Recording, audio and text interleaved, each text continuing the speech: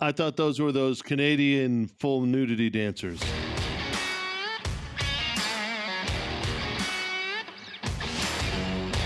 Welcome to the Beat Around the Bench podcast about woodworking, good times, and general jackassery. With your hosts, Jess of Jess Build It, Colton of Cold Crit, and Ross of RNC Woodworking and Designs. You can find us all on Instagram, YouTube, and TikTok. In this week's episode, we get all into the fall feels. Colton is free and clear from a double mortgage. Jess teaches us all the science behind the beauty of fall foliage. And Ross moves a 500-pound butcher block by himself. All of that and more is coming right up on this episode of the Beat Around the Bench podcast. Now for episode 123, Florence and the Mahogany.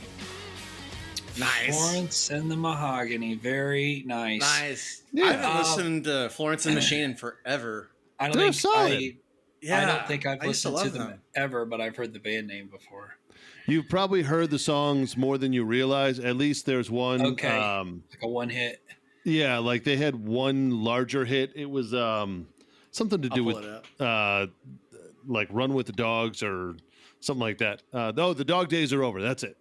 Yeah, Okay, so- that's And it. it's literally, gotcha. that's the entire song. It's like, the dog days are over, dog days are over. Oh, yeah.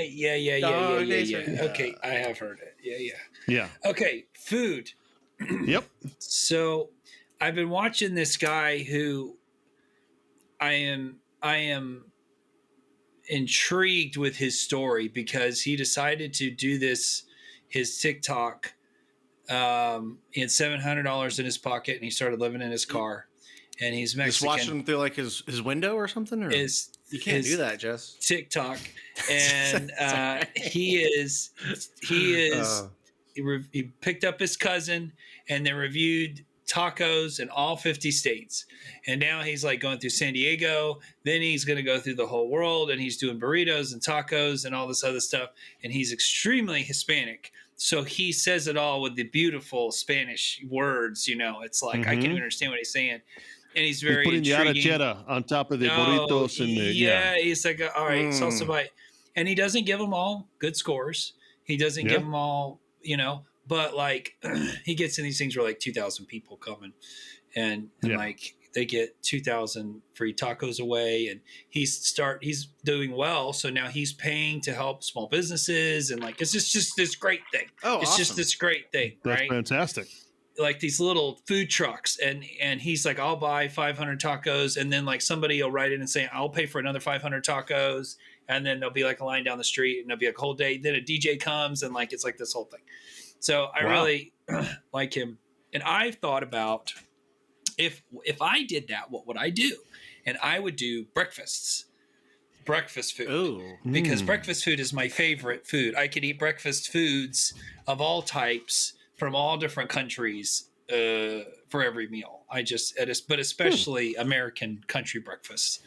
And I thought, what is your like? I know we've talked about my Waffle House mess, but what is your like go-to big old breakfast that you would like anywhere you've ever been, I guess, or maybe just your favorite country breakfast? What would it be? Dude, so I'll steal the show. So you're from Texas. You should know. I've been hitting that griddle a lot, right? Like been using the heck out of my Blackstone, and it's just amazing for breakfast, right? Like you can get all your meats on there, like utilize the grease and then eggs, all that. Bacon tastes so much better on a griddle top. Yes, it does. So much better. Yes, it does. And then like I got my just a little bit of grease, right?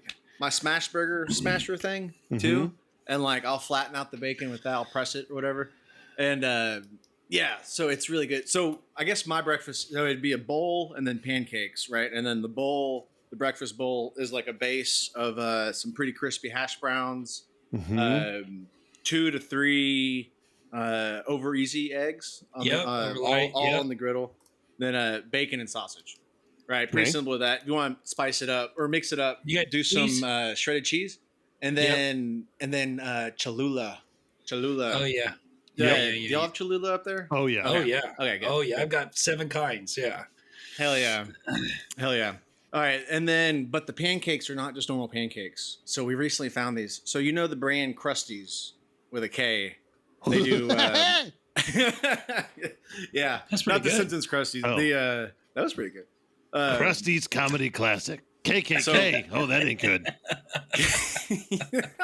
You're a voice actor, man. Yeah. Oh, I didn't know you could do so that. Krusty's brand of pancakes, they've always been my favorite, like add water pancake mix, right? But they have this. We tried it, and then now it's all we get. They have a brand of it or a version of it that's the sweet cream pancakes, Okay. and so it's a like little sweeter, like more, I don't know, a little thicker pancake. It's really good. And so, but you do it on the griddle, and you throw down a pat of butter, and you pour your batter on top of that pat of butter. Sure. And they are just so good. It's almost like a fat crepe.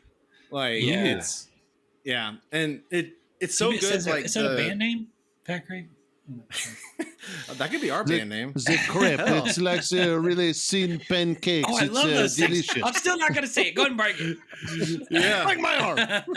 Right. Oh, and then so syrup almost ruins it for these pancakes for me, right? Okay. Like the syrup distracts from the Ashley's pancake. a non-syruper. We did a brunch here, and Crystal had some of her girlfriends over, and I cooked them all brunch on the griddle. And one of them made like this whipped cream stuff. I think it was just like Cool Whip and cream cheese And heroin. kind of mixed together. It basically was heroin. We Yeah. thought But it was you put powdered that on sugar, top but of it the was pancake, cocaine. and it was Yeah. just so good. What were the ingredients? Oh, cream powdered cheese sugar. and what? cocaine. Like Cool Whip? Cool Whip. I think it was just Cool Whip and Cool cream Whip. cheese, and it made like this Whip. thick Why are you whip, saying the H Cool like Whip. and then you put it on top of the hot pancake, and it melts a little bit, but it was just like kill me good. Like it was just so good. It was Okay. Yeah. I'm chomping at the bit. Let me go. So Go. there's a lot of things. I love crepes. My wife's favorite, one of my favorite things. I think she'd probably rather me make her crepes than my Belgian waffles, the real Belgian waffles with like the egg whites and all that stuff. Yeah, they get invaded and every then- weekend. That's right. And then when I do my crepes, I'll make, so basically I'll reduce some strawberries and muddle them with like a little bit of sugar and make like a strawberry reduction, and then mix that in with some cream cheese and make my own strawberry cream cheese, and then put that on the crepe and roll it up. And it is like, to die. But my favorite, I mean, I'm a pretty hash browns and eggs kind of guy too, but my favorite breakfast, I mean, I really like lox and bagels, but not every day. So what I would say is my favorite is Eggs Benedict. And I've had a lot of different types of Eggs Benedict, very non-traditional stuff. And there is a place that's something to do with the train that's right down the street from us. And they make an Eggs Benedict, if you call it that. So it is homemade buttermilk biscuits underneath in there somewhere. And then they do like griddle done sausage patties, pork sausage, and then the Benedict, right? And somewhere in there, I don't know what layer it is. There's the corned beef Cumberbatch. hash. There's corned there's beef corned hash. beef hash. There's corned beef hash, well done, and then they put sausage gravy on top, and then the poached eggs in there, and it is it's like a Southern Benedict. Oh my, yeah, I forget they have some sort of name. It is. How is there not an English version of that called the Eggs Benedict Cumberbatch? I don't know. You should invent Maybe it. there I don't is. know what would be in it. Yeah. But I think that that's one of my favorite things. But I do like Ashley hates capers with a passion. So I think she got That's sick a weird on some, hill to die on. Well, like capers. Like of all the things, she- like I understand, like I really dislike them, but like she hates them with a passion. Like she is protesting No. capers. Yes. When we go to a carnival, like or a cruise, she takes the whole thing and she dumps it on the ground and she's like, nine Starts a capers. feud. That's what she says. Yes. This is. So I was not expecting that. Yeah. Huh. Yeah. That and olives, green olives are not her thing. So, but no, yeah, eggs Benedict. Capers are kind of like olives. So okay. Yeah, well, they do one with like salmon too, like into salmon Benedict with spinach, and I've had that, but the sausage is the best. Yeah. So for me, It is breakfast sandwiches. And I know you guys are surprised. But there are so many variations to a breakfast sandwich. You can do your classic on a bagel. You can do it on an English muffin. My favorite way is doing it on like a Southern style buttermilk biscuit that's like freshly made. And you're putting like, Sticks you can to the go roof of your wild and mouth. put like, you can do like pimento cheese on the inside instead of like other cheeses. You can vary up the cheeses, whether it's a jalapeno like a pepper jack or a cheddar or a Swiss. You can do bacon or sausage. You can vary up the kind of eggs you have in there. You can throw a hash brown patty in there. You can do all kinds of stuff. I love breakfast sandwiches for that reason. But I will say honorable mention goes to breakfast burritos. Oh yeah. Yeah, I was gonna say you can do the same thing with a burrito. You can put about anything in it too. Exactly. And you can have it be any form. It doesn't have to be a tortilla. I've had ones where you literally get like a half pound of hash browns and like 6 eggs and bacon and sausage and cheese and syrup. And it's actually wrapped up in a pancake like it would be like a dude. Yeah. You're like, that's an amazing hangover cure. That is like, a sleep. there are so many opportunities. Yeah. And then it's covered in sausage gravy on top. Yeah. Oh. Yeah. Oh, well, is it technically a breakfast enchilada at that point? If there's Possibly. gravy involved? Possibly. I mean, Cakes. Yeah. But either way, I'm not mad at it. So, I'm going to have to say like the those are sweet and salt. my go-to. Yeah. Breakfast And the burritos. My sandwich is mom always portable. made the best. Yeah. My mom always made. She would, because me and Dad got up early. I mean, we used to start at the job at 6:30. So she wasn't getting up to make breakfast, but she would make a big batch at breakfast burrito mix and then scoop it into her tortilla in the morning, heat it up, send it off with us. And they are so good. Like, stick to your mouth. Yeah. I'd even leave it in the truck a little while, like let it get hot in the sun, and then like eat. Oh, it's so good. Absolutely. I don't know. Mine aren't as good as hers.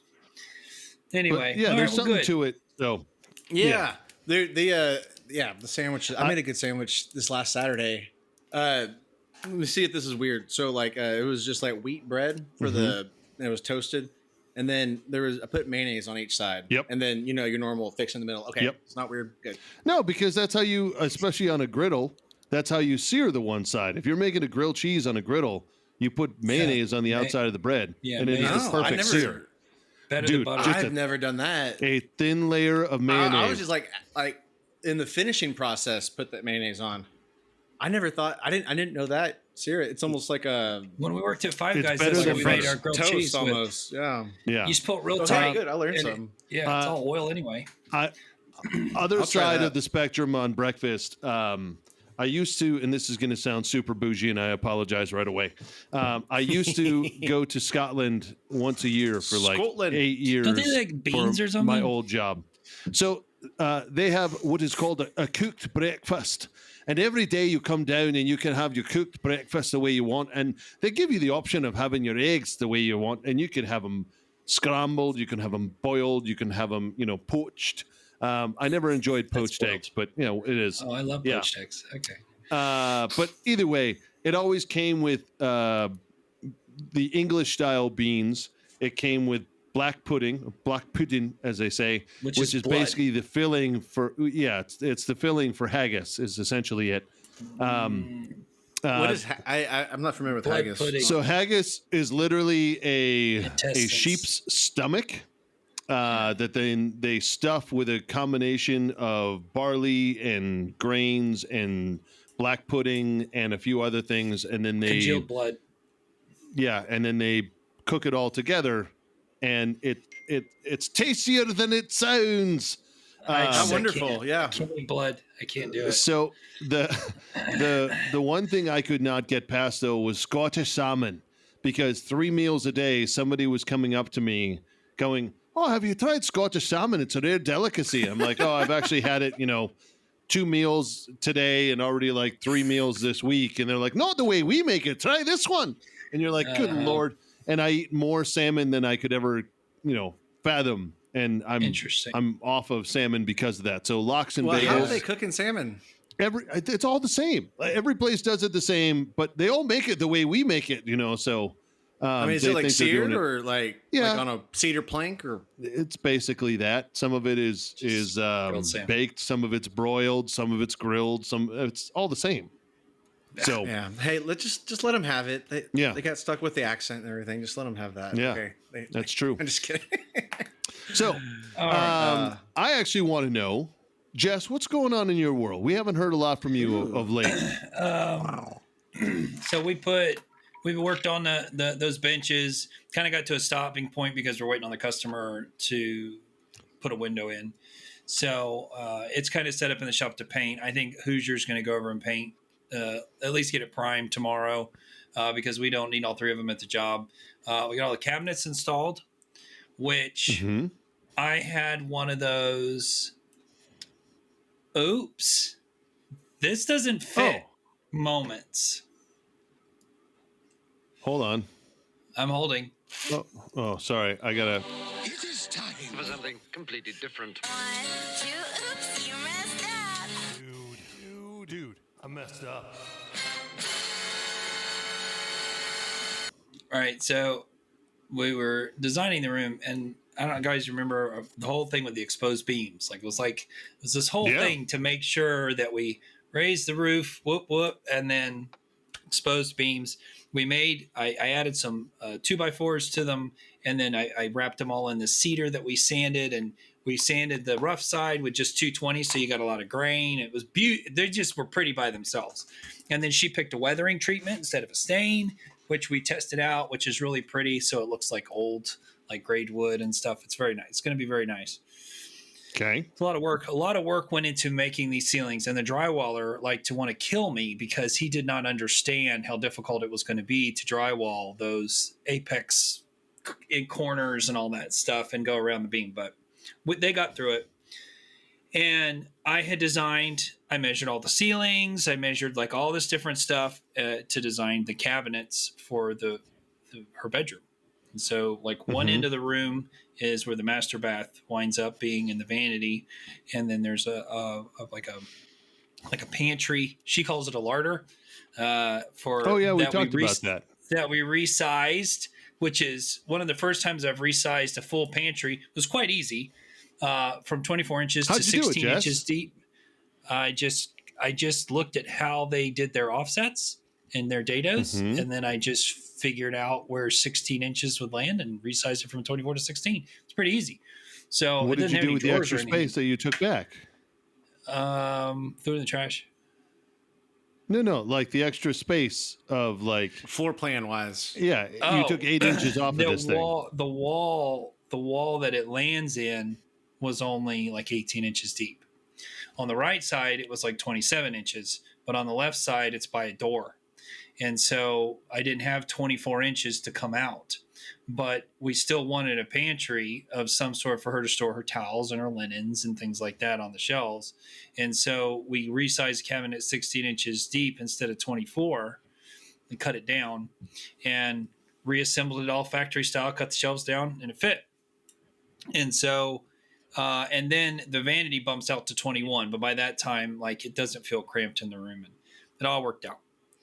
And then the other end of the room is where I did the built-in, like I was telling you, around the window. So like on three sides, the glass cabinets at the top. Then we cut the bottom down to 30 inches so that it would go below the windowsill with 3 big drawers on each. So 6 big giant drawers. So basically like a dresser. And then the left side's got pullouts for her clothes. Like it's like a whole thing.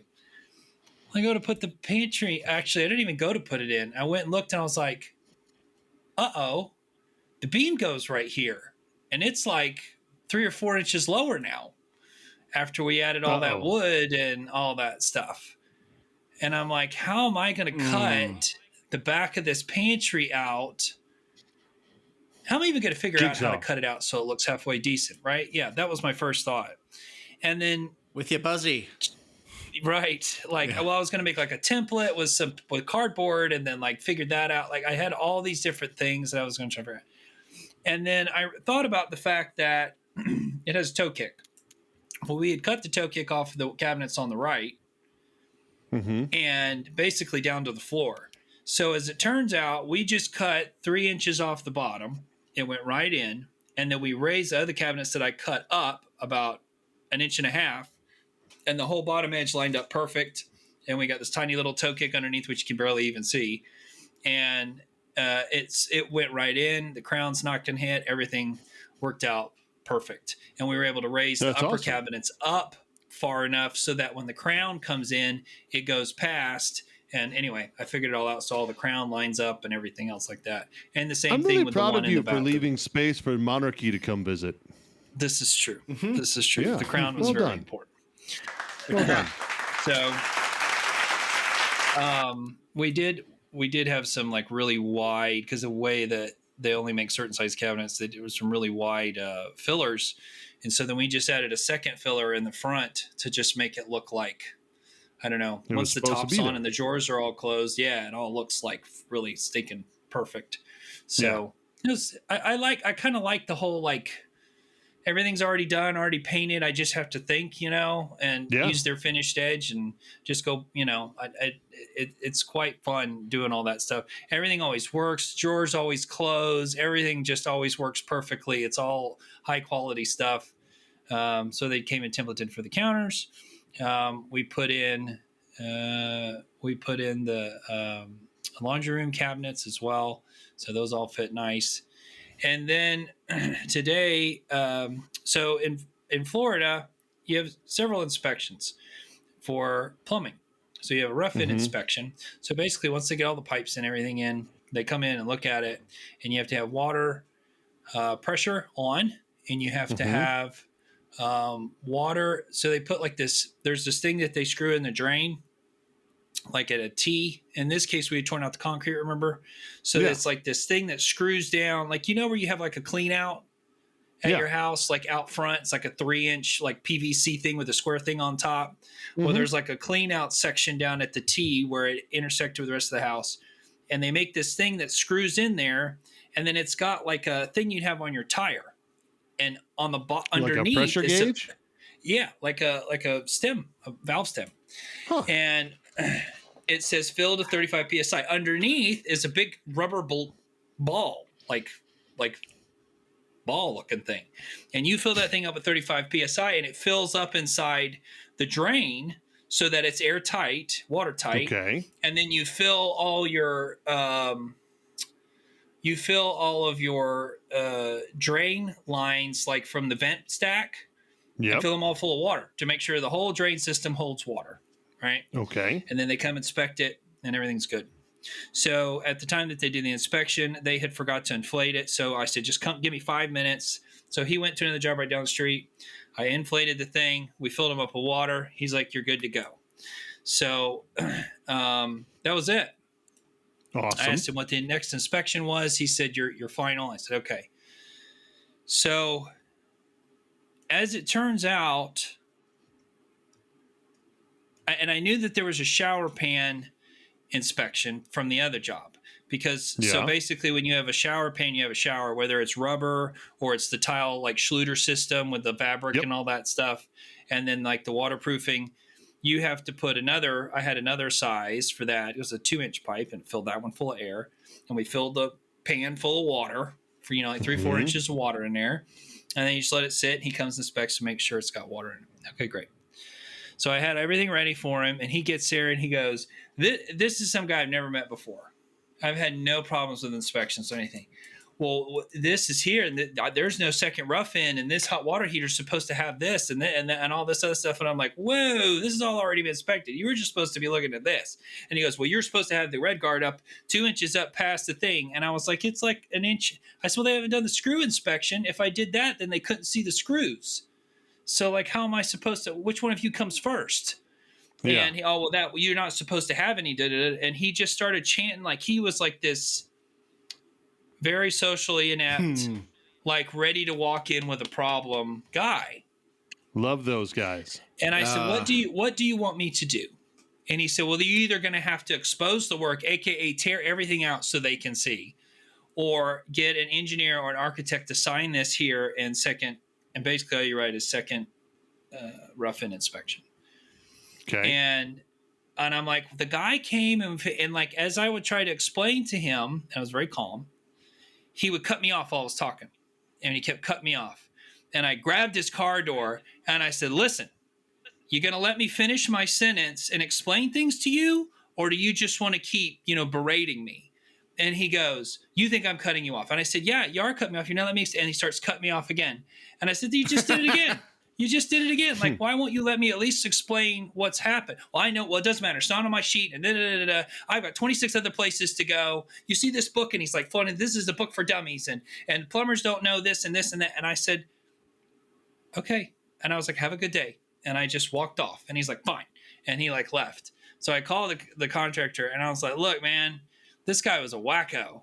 Like, so it turns out, I guess they were supposed to come one more time to just look at, I don't know, I guess the valves.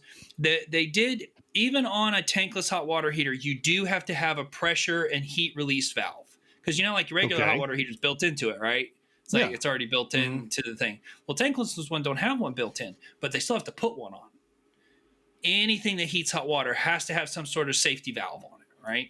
Okay. So that makes sense. Okay, fine. Which is no problem. That's not my problem. That's the plumber's problem. That was part of his contract to put it to code. So I said, "No problem. We'll get the plumber to come back and we'll reschedule the thing." But then he just where's the inspection for this? And where's the inspection for this? So I was like, the guy was here. It was all right here. And so anyway, so they're going to come put the pressure relief valve on, and it makes no difference to us because the contractor that I work for, his daughter's an architect, a certified architect. Like, she works for an architecture firm. So all she's got to do is sign a little piece of paper and we're done, right? Like, just you have to have an architect or an engineer sign off saying that it was done properly. Plus they have pictures of everything and all that other stuff. So I'm not really worried about it. But so that was the only like real drama today. Everything else has been going excellent. And the cabinets are basically done. I'm going to wait to put the crown in because it's going to be pretty close to the ceiling because of the way everything, is all these angles. Usually the crown molding does go close to the ceiling. Well, not always. Not on cabinets. No, I said but usually. It's going to be usually, yeah. Well, in this case, it's going to be so close to some spots, the painter How close won't be able will to it be, get behind Jess? it. Close enough to still see the wall, but not be able to paint it. That's how close. So I like it. I'm just going to let the painter come in and paint, and then as far back as he can reach, and then I'll come back in. So what does that mean when you put the crown up? Is he going to have to come back and just touch up that part of the crown? The crown's because my crown's pre-finished. It's just going on the cabinets. We're not doing crown in the room. It's just a cabinet crown. Okay. The cabinet pre-finished crown. Yeah, sorry. No, this room doesn't call for crown. I went and bought all the trim today. And that stuff's gotten pretty expensive, I've noticed. Like a 1x4x8 is like $10. And you need like, 30 to do a few doors and windows, because and it's funny too, because they get you. Because it's $9.68 for 1 8-footer, okay? Which you've got about you're going to cut about 80 inches or so of it, so that for the side of a door. So then you're going to have 16 inches waste. If you get a 12-footer, that's really wasteful because you're still only going to get one out of it because you're not going to get 2 7-foots out of it. So the only other option is like a 16-footer, and if you multiply $9.68 times $9.68, you get what is that? 19, 22, 40, 32. Yeah, something like that. It's $22 for a 16-footer because it's a longer material and I guess harder to ship. So whatever. Yeah. So it's cheaper to just buy the 8-footers. It's also easier to handle. So it's funny. Always check that kind of stuff. Are those pine? Yeah, it's finger joint pine with the primer on it. So pre-primed. So, okay. I was going to say, I made the switch to 1x4 maple strips because they were cheaper for me by like $3 or $4 per board than doing it even with poplar that was pre-finished. Oh yeah. This is maple. This has got a super, super thick coating of primer on the front and back, and it's finger jointed. So it's really quite even, and it's wonderful to work with because it paints like a dream. and it sands, like everything about it is good, and it's almost a full 3/4 too. So I like it. And then we bought the 5/4. We bought the 5/4 for the headers for above the windows and doors and stuff like that. So I've got a little drywall work to do, and they still got to put the shower tiles in and all that stuff. So, man, I am always going to do the pre-prime stuff. Like after doing the Prestonwood house.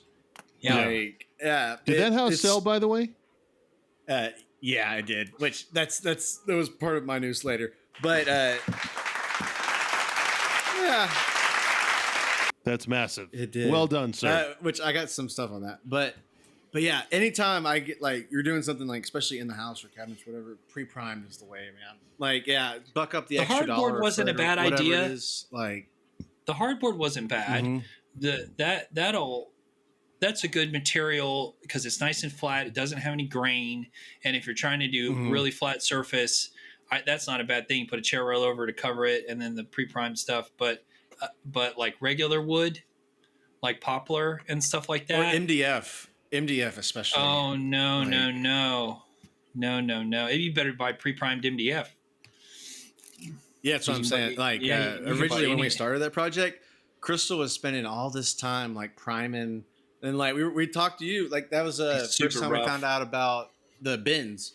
Yeah, the alcohol shellac kind of primer, and we had to do that, and I was like, "This is BS. It's not that much more for the primed stuff." And I'm always getting the primed. I used to think when I first started doing woodworking that a solid piece of wood was better. That's better, right? That's good. And depending on what you're doing, yes. Depending on what you're doing, yes. But in trim, it is, unless you're doing something near water. Well, I would just say, unless you're doing something that is going to be stained or something like that, finger jointed stuff moves less, and there's no bugs in it for sure. And it's freaking true. Yeah, it's pretty true. It is soft. I will say that, but most of your trims are soft for a reason, and then so it's easier to work with, and it is prone to rot. So if it's near, let's say, a bathtub, it is possible that over time, water spilling on it, like down at the bottom, you'll start to get a little rot or something. But other than that, like that rubber, because they do make rubber wood stuff that's a pre-primed trim, and that's very prone to rot. But other than that, I love it. I love it. It's a wonderful product to work with, especially if you're painting it. So anyway, so that's kind of where we're at. It's kind of where we're at. Right on. Colton, obviously you have some news. What's going on, man? Dude, so we are out of the Prestonwood house. That double mortgage nightmare is over. Ow! Huge and, news. And so that put a huge push on me to get the shop out, right? I was trying to get electricity in this shop and get this one built out completely, but I'm still fighting with permits. Long story short, I go to the city of Houston. They're like, no, this is Harris County. Go to the Harris County. Like, oh, this is the city of Houston. Then about 3 times now, I've been given a list. Here's 8 steps to do it. Just follow these steps and you'll get your permit to hook up your electricity. And then they, there'll be some links in there that don't work, that are expired. There's even some phone numbers that are inactive and stuff. And they're like, just follow the link, dumbass. And then it's, no, the list doesn't, whatever. I'm venting.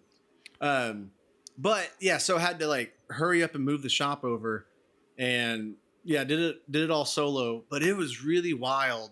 I did not realize how much was packed into that Prestonwood shop. I'd been there. I did. I went into your house for into your shop for one night. Yeah. I could see how much you had years of kitchen, I'm just going to put this over here. Yeah. And all the little productive procrastination things, be if a tape measure could sit right here on this angle or under this. Yeah. And there's so many little contraptions and all that. But yeah, finally got moved out, and it was so wild, right? So when I first moved into that shop, I was still I know a lot more now than I did back then. Mm-hmm. Right. You know, I mean, especially from this podcast and you guys, like it's wild. Like looking back and like, I'll look at like how I built something, you know, it'd be like something like behind like my original CNC, like the Mhm. little 1,000mm X carve. And I'll be like, what was I thinking? Like, I didn't even really give a crap where the grain was going in this. What was you know? Yeah. And it was really neat doing that, like getting to kind of go back in time, kind of see where I went wrong, where I went right, and getting it all over. But yeah, so we're in the shop, and so it was had to be in a hurry, right? And so I was just taking How much of it was like and- trash, like just like filled garbage bags of stuff? Oh, I took a couple loads to the dump. Good. And that's a one good thing feeling. I made sure to do. So I had a hell of a wood stack, right? Yeah. Like this has potential. This has potential. This, you know. How much of it And, had potential, Colton? I threw a lot of it away, and Well done. I kept very little of it, and I was like, you know what, we're gonna do this next shop right, and yeah, Just buy what you also on need. that, right? And so everything was just like dumped into this shop, like 4 a.m. Like we got to get out of here, you know, just like get it in there safely. Mm-hmm. And then, but this last weekend, well, no, it was Sunday. I got to pull everything out of the shop. Like I pulled everything out and like did like a really good sweep, and then started putting things back strategically. And I drew up a floor plan. Oh, Ross, I got all the numbers. I need to send it to you. Okay. And Play around with some SketchUp. there you go. yeah. And so I ended up doing it so far in Easel. Actually, That's Yeah, fine. you could do it. I in was like, anything that's I know got easel. scale. I know all the hotkeys. Mhm. Like I can make a square and real quick do this and Yeah, it needs some scale. get a scale going. And so far that's working. But I would like to do it in SketchUp though, for all like to have like more of a visual on it, like Mhm. get like a ground level, Yep. and then also for wall hanging stuff, right? So I want to do like get all my clamp wall, you know, and like French cleat wall, and then I got the wow, I'm drawing a blank. Metal pegboards. Yeah. Oh, The ones you won at um, Workbench Con. The wall Yeah, I thing, can't yeah. remember the name right now. Wall control. Wall control. Wall Yeah, control. I got like the 8-foot thing of that got put in. But yeah, there So- are 2 built-in benches. I think I'm going to tear one down. The but one other one's thing pretty I solid. will stress as you're thinking about this. Mhm. Number one, think of the flow of materials for a project. How do Right. materials come in? From the What are time the you buy 'em, yeah. stages of from the time you buy them? Where are you storing them? What is the flow of things during a project to then go out the door?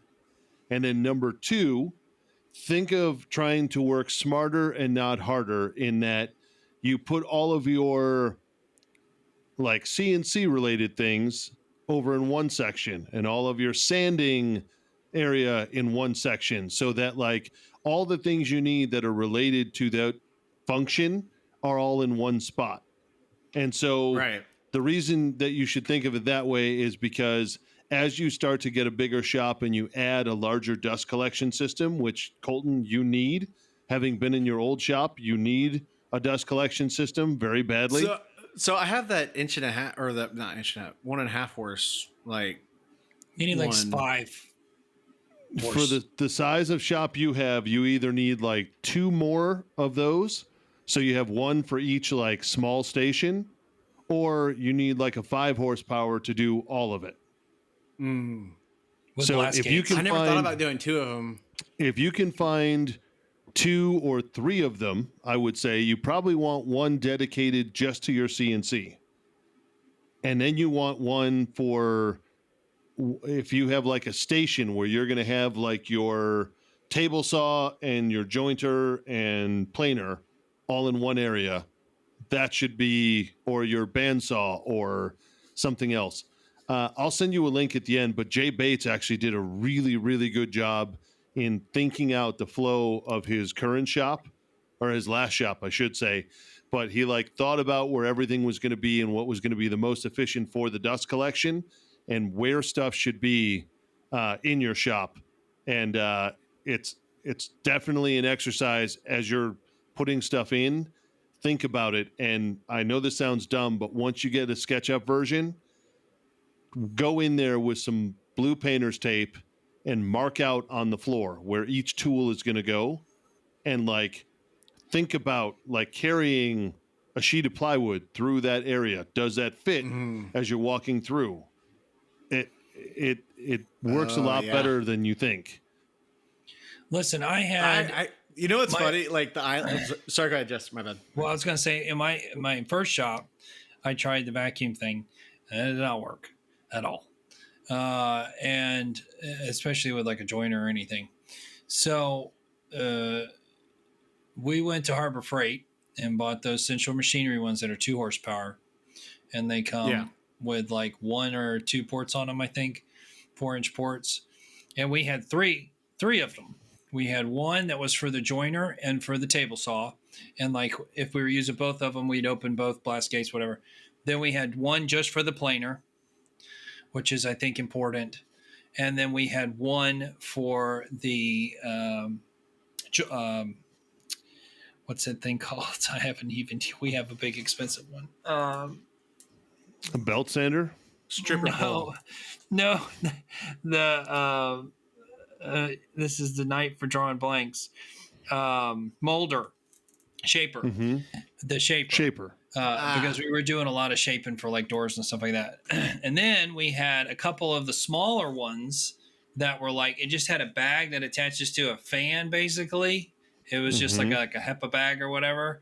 And we mounted those to the wall so the bag hung down and ran a hose to our miter saws. We had one for each miter saw. And it did okay. I mean, it did pretty good. The shop was still very dusty because we didn't have dust collection on our sanding. That's when it was really crazy. You should have seen when we used to take the big giant tables that had a grinder with a flap disc in there. Like that's like, so then we started doing this, a lot of that stuff out back when it wasn't raining and all.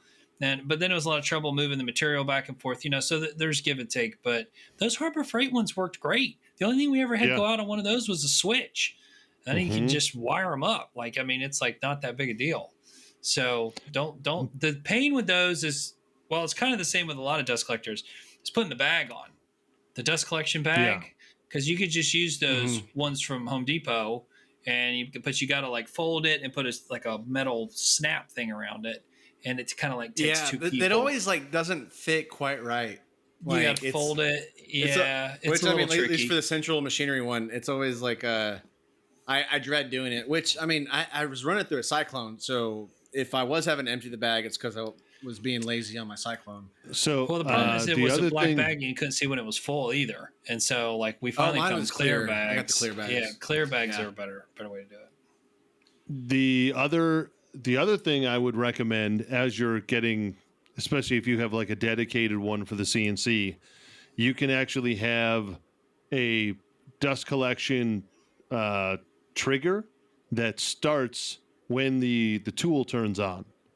So like you turn on your CNC and it turns on the dust collector for the CNC. And when you turn off the CNC, that turns off the dust collector because it feeds one through the other.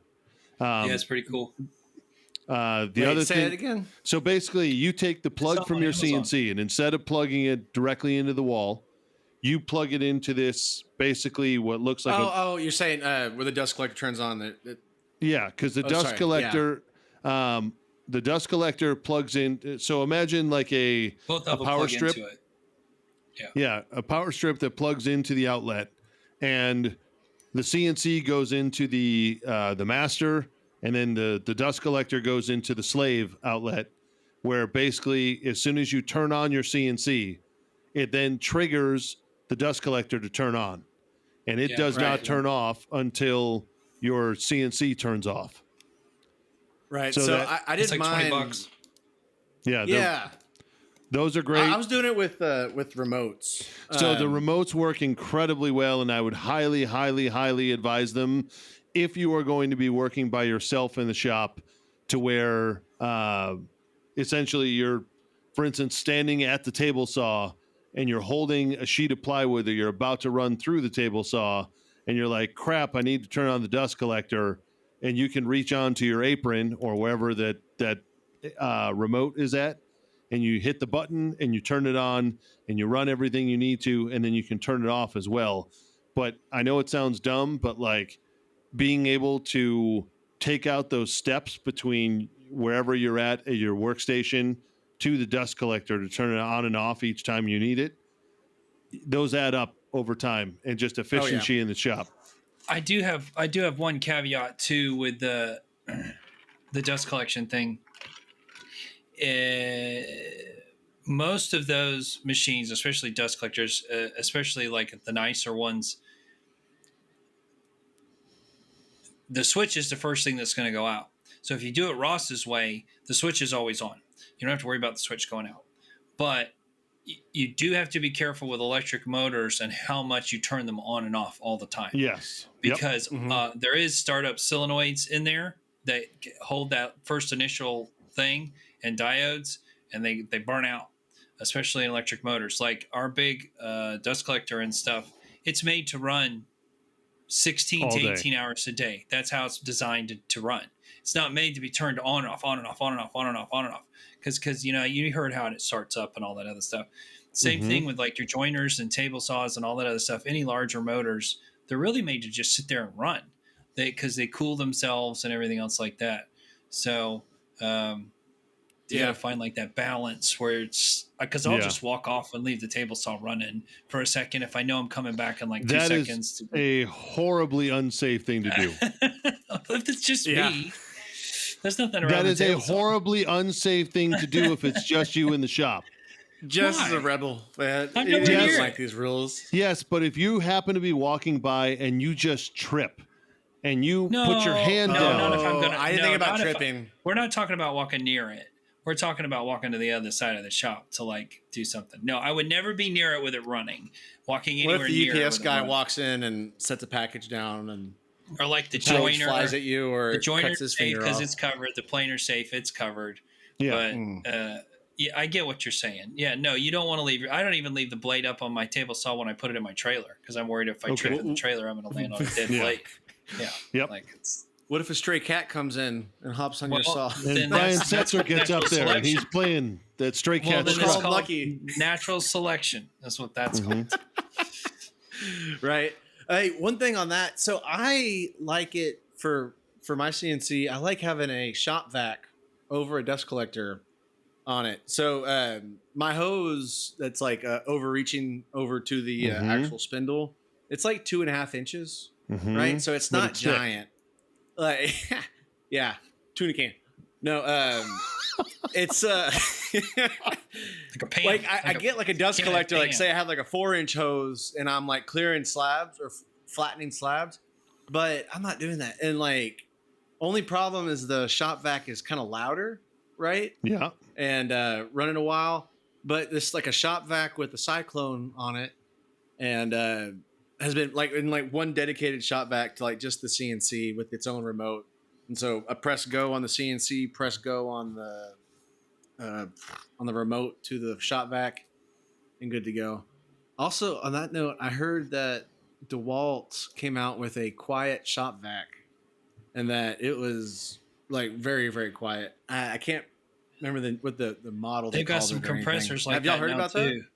Yeah, yeah, I have heard about that. Yeah. Rigid's coming out with one, and I know they have quiet compressors now too, which are insane. Dude, my compressor is super quiet. Like That's my nuts. dust collector is louder than my compressor. So the other thing, if you don't care about how loud it is, the end of this month, Black Friday, is when dust collectors go on sale. It's Father's Day and Black Friday. So dust collectors, shop vacs, any of that stuff goes on I sale. need a new compressor. I need a new portable Yes. one because my So- little porter cable I bought is starting to sound kind of funny. So I know And it's about to I go actually out. wanted to say to the listeners out there, next week we are going to have a guest. We're going to learn all about turning wood and all kinds of stuff. But the following week is the week before Thanksgiving. And I wanted to challenge you guys to put together, once again, Black Friday because it was a big list. hit last year, your Black Friday list for 2 weeks from now as to what are the top 10 things that you would buy going into Black Friday for your shop. Got it. So, Got it. yeah, 5x10 CNC. Sure. If it's on sale, man. I'll look up some good deals. Yeah. All right, what you got? 10 of Ross? them. Are you done? So, Cole? Yeah. Oh, hey, last thing, I guess. Yeah. So, I know Ross, you had mentioned some interest. Yeah, no obligation to help me draw up a plan. But I was thinking, should we put like, in case anyone who's bored and wants to draw up a good shop, like the my list of all my big items in the description, maybe, yeah, or do it on an Insta post or whatever. I think description maybe. yeah, or that'd be a fun Instagram story and or post to make it a separate contest. And I think what we could do is give away some epic beat around the bench stickers and maybe a hat or something. Yep. To the winner. Yeah. Sounds like a good idea. Be cool. See if we can throw in a cyclone from Mullet. That's right. That's right. Sweet. So in my world, it's actually been kind of happy woodworking time on my side, which is a rarity. I saw. Yeah, you said you're only working for yourself for the rest of the year, right? I do have a question. But you're probably feeling. going to you're probably going to say. Well, you're probably going to say it. So go ahead. I just want to know. I don't understand the lift with the butcher block and the legs. I don't understand what you were doing. Okay, so one of the projects I finished this week was a project I started about 3 months ago, which was refinishing this butcher block. It's a solid maple butcher block. For those of you who haven't seen the video, it is 30 and a half inches wide by 30 and a half inches wide, 14 inches thick, solid maple. It literally weighs probably about 450 pounds. And I was it could be hoping like you'd a get cartoon scale. anvil that like you drop on somebody. Yeah, I thought you were going to get a scale. Two on that. stories up. You picked up the engine hoist. Did you buy that or rent it? Yeah. So no. So to give everybody the background, the video that I posted earlier this week, actually it was yesterday. In that video, I am using an engine hoist from Harbor Freight that I purchased years ago. If you guys remember, I had to make that like ridiculously large console table for the customer where they wanted those two huge dovetails. And they were like 1,200 pound beams or 1,800 pound beams that I had to lift into place because it was out of a 90-foot white oak tree that this customer had. And I had to figure out how to safely raise and lower those beams and then also be able to deliver it. So I had bought that engine hoist for that because I knew I was going to have to be able to raise and lower that slab or those slabs because that was 18 by 18 square by 8 feet long. So solid white oak. And it was still quite wet at the time. So yes, moving those beams was no joke. So I still had the engine hoist in my shop and I'm in my shop by myself and I'm like, I have to get this thing off this cart because the legs, there's actually what would essentially be just like a recess on the bottom for each of the legs. So it's like a mortise and tenon fit where it's just a round topper or a round peg on top of the legs that fits into a mortise on the underside. But I have to be able to lift up this thing. And I thought I could put it on its side and put the legs in, but then I still have to get this damn thing off of this cart. Yeah, you wouldn't want to pivot on the legs. Correct. Yeah. So I thought, why don't I use the engine hoist? I will lift this thing up, put the legs in, and lower it down, and the weight of this will then lower it onto those legs. But because the engine hoist is designed to fit underneath the car in a certain space, the legs come out in a V shape, and the legs underneath the butcher block were square. And so, unfortunately, they didn't perfectly line up. So as I'm going to put these in and lower the butcher block down, some of the legs are being like kicked in. And if I had just lowered it, they would have broken off that peg part. So I had to rotate it and lean on a certain side so it went down the right way and eventually came down. And I have two people who are interested in buying it already, which is great. Oh, really? Oh, yeah, I'd buy it. I love those things. Yeah. So the legs are already pre-threaded for casters. So if somebody wanted to put casters in them, they could do that and raise it 2, 3, 4 inches. It currently sits about 4 inches lower than cabinet height, like counter height. Okay. But that's perfect if you are chopping. You know, you get a little bit of leverage in there too. So Yeah. Sure. I got a question okay, for you. Are you concerned with the center of gravity on that? Like this table turning over, like No. flipping? No, No. it's pretty solid. Okay, good. yeah, What's the area, like the top 30 and a half by dimensions? 30 and a half. Okay, not so that bad. it's pretty wide. Okay, Pretty wide. Yeah. that's good. Yeah. It's What are those countertop legs made of? oak. They're okay. Yeah, Right on. Yeah, I saw your video. I think stellar. it's been like 2 days since I've seen it though. Yeah. I was trying to think of it. Okay. The casters are a little more scary to me because if the caster caught on something while somebody was pushing it, I would worry it would catch a leg. We used to have one just like that, and it was like, how in the world? It's so heavy, but it was on the same Yeah. thing like maple turned legs. Yeah. Yep. I got an idea. Maybe instead of the casters, I don't know the technical term for it, but it's just like a metal bulb, right? yeah. It's the And so it so kind of allows you to slide it. So yeah, I have looked at that, or potentially even like the adjustable metal feet that come pre-threaded with a rod on the back. I've looked at those. I just need some heavier duty ones. Although I don't know how that's going to look. I would much rather go with basically the wood that's there. So, but yeah, I have 2 people who are interested. It's just kind of a question of which one pulls the trigger first, and Who can move it logistically- themselves? Yeah, I did offer my services to be able to help them move it, but I threw in an extra few dollars for that. Yeah, How would you recommend this for somebody to move that? So, Like, what would be your instructions? a hand truck, first of all, is probably the easiest to be able to use leverage and fulcrums and physics Maybe to if you move could it. get it up on top of a piece of plywood or something, a couple sheets of plywood that small, and then get the hand truck under that and tilt it back. That Yeah. might work. Yeah, I have a hand truck that can take like 600 pounds, so I should be okay on that.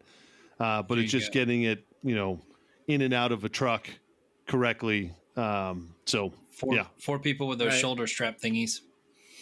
yep. Oh, and what kind of oil did you use on that again? So I use the Motor. walrus oil cutting or motor oil. Yep. 5W30 Mobile One. Yeah. I had used the walrus oil cutting board oil on the entire piece. I let it soak in multiple times, re-oiled it, and then I finished it with the walrus oil cutting board wax as a protectorant sealant Yeah. on top. nice. It's like glass. Yeah, I love that Yeah. stuff. For the application on that, I've always wanted to do it. I've never used any of that wax though. It just But, goes on like shoe polish. Same idea. Like, did you actually pull out a buffer, or you just kind of buff it in with Just the rag? buff it in in your with a hand? rag. You're good. Yeah. Wax Yeah. on, wax off. Yeah, So- it's So good I stuff. heard something about the walrus oil stuff. Like, I heard that I can't remember if it's that one, or I might be mixing up brands, but it never really dries, right? And there's some oils that like I think tongue oil, Mhm. like will actually cure and kind of dry. Their furniture And, finish dries. Yes, Their the furniture furniture finish finish side. definitely does. All of their stuff is 100% all natural, and it's vegan. It's all these, ethically sourced kind of stuff. So in that regard, it's all food safe, and that's the biggest part for me on Yeah. this. So you don't want a butcher block like this to totally dry out. So whoever buys it, I'm going to tell them, number one, don't ever use anything other than like a Clorox wipe to clean this off. And then about once a month, re-oil it. And I'll give them, I have small sample bottles of Hey, walrus I was oil. literally just about to say that. Yeah. I did that with my last 2 boards. Like, Yeah. gave them the samples you get from like conferences Yeah, and stuff. literally. And, like, yeah. So I'm going to do that. But I've gotten, a lot of interest, but 2 people who are interested in pulling the trigger. So Nice. yeah, so that's Yeah, what's going on in the shop. And then I've been working on getting my kitchen/laundry room ready for refinishing, if you will. I'm starting from the top down, kind of. So essentially, I had ripped out some adjoining walls and kind of leveled everything up between a wall between our kitchen and our stairwell to the basement, as well as two doorways that surrounded either side of those, the stairwell and the kitchen, that both led into the laundry room. I ripped out all those doors. I opened up a wall. And now I'm at the point where, unfortunately, the ceiling that was above the stairwell, because there was a wall in between, when they built the house, they didn't care that it was slightly different height than the ceiling that was in the kitchen. And now that there's no wall separating them, you could really tell that there was a difference in height between those kitchen. It was like at some spots upwards of like 1.5 inches. So I've had to feather in a lot of drywall mud to bridge that gap. And I'm hoping actually this evening to be able to do one final sanding and one final coat to level it to where I can do all the ceiling paint probably tomorrow.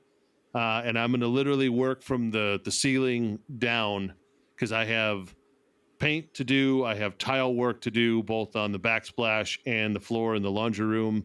I have to redo the floors in the kitchen. I got to do all the trim work. And I figure it's easier to not have to redo, put in the new flooring and then cover it and protect it. I'd rather, do all this dirty stuff, then rip out the old floor, then put in the new one. So, yeah, that's where I'm at. What flooring you come back with? So I have some leftover flooring from when we had redone our main floor in the house, and it is I'm not a huge fan of it, but we have excess and it'll tie everything together. It is a black bamboo I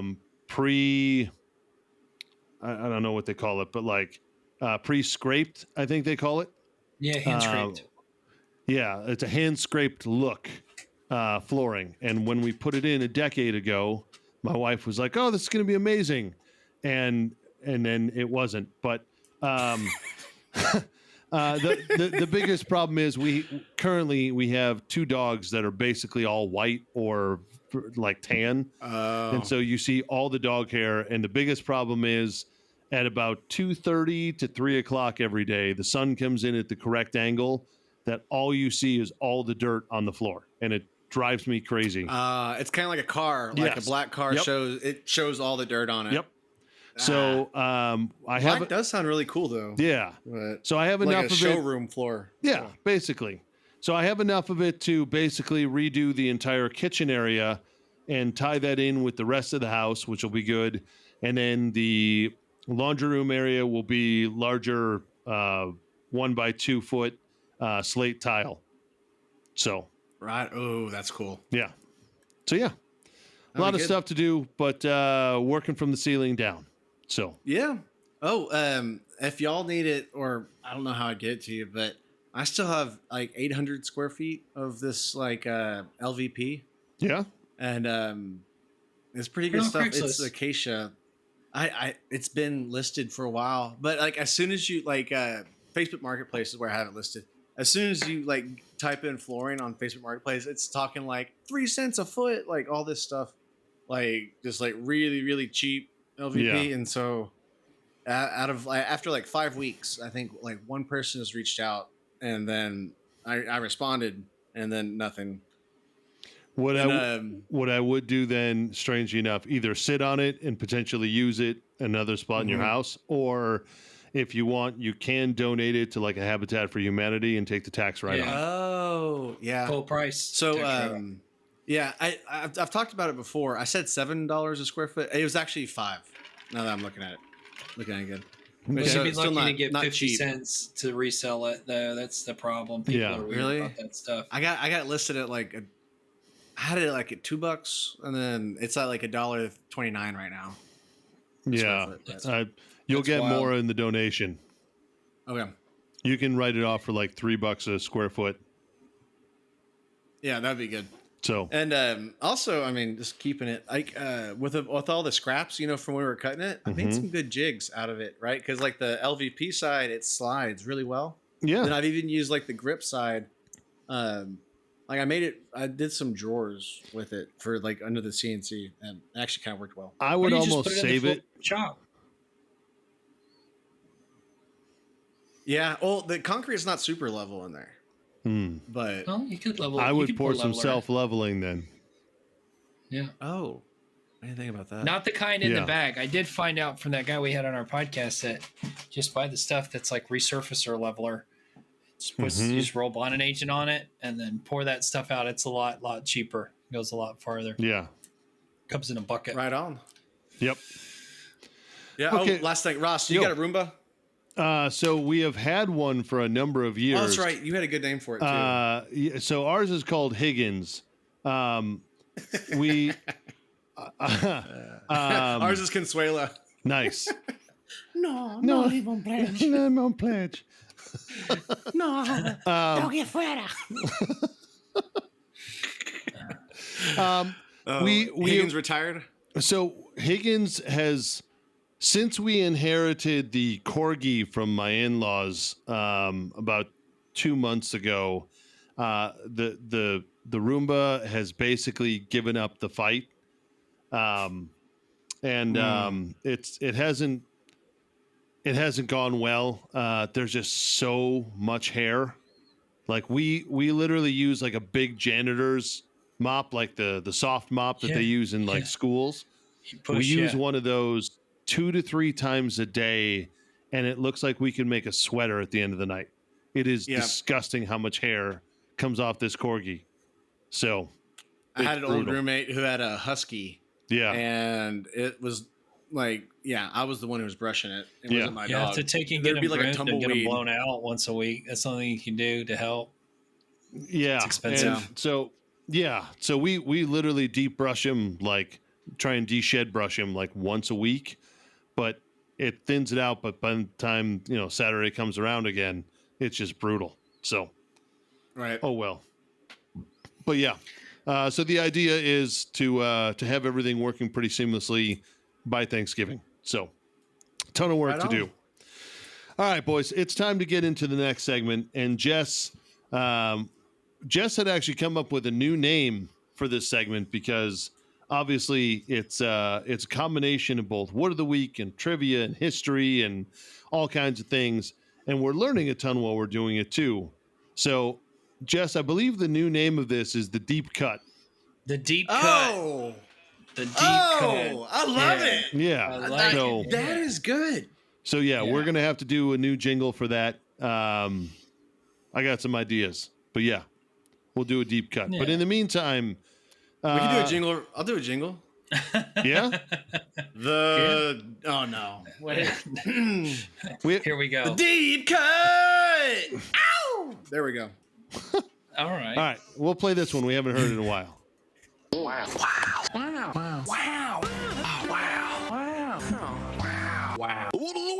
Okay, so we were I don't remember what we were talking. I think we were talking about this, but the leaves changing. When I was a kid, we used to go to Highlands.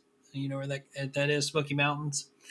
And like my parents would specifically, my mom would, I remember, watch the Weather Channel to see when the leaves were changing. And we would drive up north and go to Highlands around that time of year. We made a trip to New York one year around that time on purpose, just to drive through the beauty of it, right? And they used to live in Colorado when they were, when I was a baby and when they were younger, and the leaves changing. A lot of people go through New England and plan trips there just to see the fall foliage. Right, just see the fall foliage. So I thought, and the other thing is I've been thinking about what is it called? Like, because we talk about all these different woods and we talk about their Quercus alba, right? That's white oak. That's like Ross's favorite there. So we talk a lot about these different things. So it's kind of a blend of the leaves changing. Why do they change? What is the biological classifications? What's that called? What is the temperature and light? What is that? Why are these leaves changing? What are the chemicals? Really a deep thing on what's really going on. And how does your woodworking change? How does woodworking change when it gets cold, when the humidity changes? Does that change things? Wood movement, all that. Kind of all rolled into a simple little thing, which we are going to call this week's deep cut, When Trees Catch Fire. All right. Ooh. So first of all, me and Ross were talking about this before the podcast. I finally found out the word is called taxonomy. He said he had to take a big test of this when he was a kid in high school. So the way to remember the taxonomy, which is basically how it's a biological classification, hierarchies, is Dear King Philip came over for good soup. All right. So Dear King Philip came over for good soup. Domain, then kingdom, then phylum or division in botany, class, order, family, genus, species. That's like the main 7 that you do it in there. So that's a good mnemonic. So for instance, like white oak is, so we'll start with the domain. It's eukarya, which is organisms with complex cells.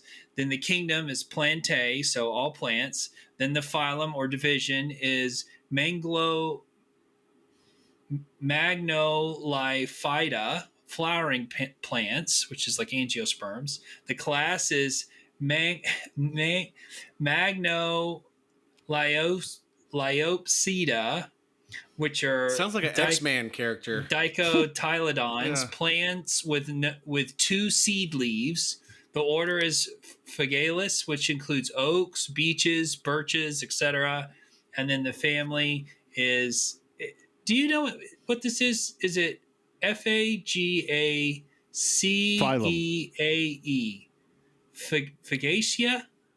Fagaceae? So the family is the Fagaceae, I guess, or Fagaceae. Okay. The beech family. Then the genus is Quercus, the oak genus, and the species is Quercus alba. So it goes all the way down there to like, and they just start breaking it down, like the 2 seed leaves, and then the different like the oaks and beeches and birches and all the different stuff.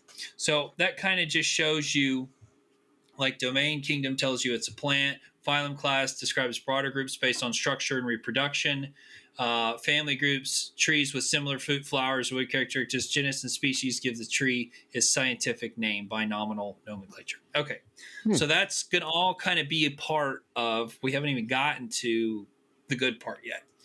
And I thought that this should be written in a little bit of like an autumn feeling, like sipping coffee and cinnamon smelling, if that makes any sense. Yeah. So I was going to read this. Yeah. The season of sawdust and smoke.